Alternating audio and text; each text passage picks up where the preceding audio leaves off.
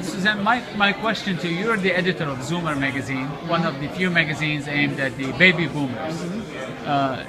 Do you see a bright future for print for the baby boomers, or you think there's a bright future for everybody in this market? Well, that's a great question. I do think there's a bright future for baby boomers in this market, for magazines targeted at baby boomers, because there's not a lot of them.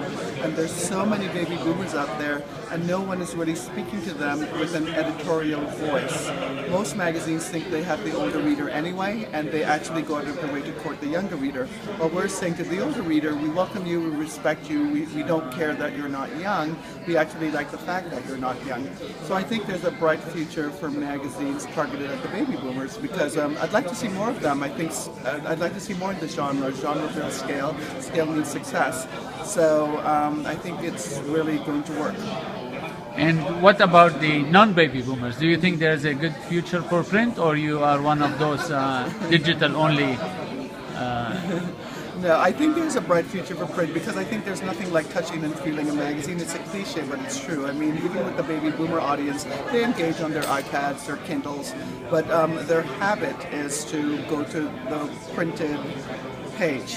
So I think for the younger reader, I think there's certain things a magazine on paper will give you an experience that you can't get. So I think it will be like radio and television, they'll coexist.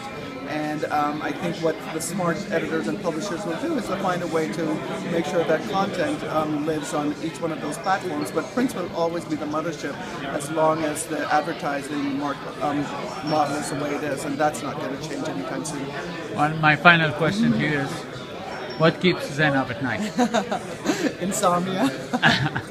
Well, I'm thinking about everything that goes on in media. I think it's such a fast-changing landscape. I've been in the media business, an editor, since 1989, and there's so much more thrown at you in terms of all the things you have to understand, read, react to, and look out for. And so it's a lot to think about, and the days are very busy, so the only time to think about it is at night.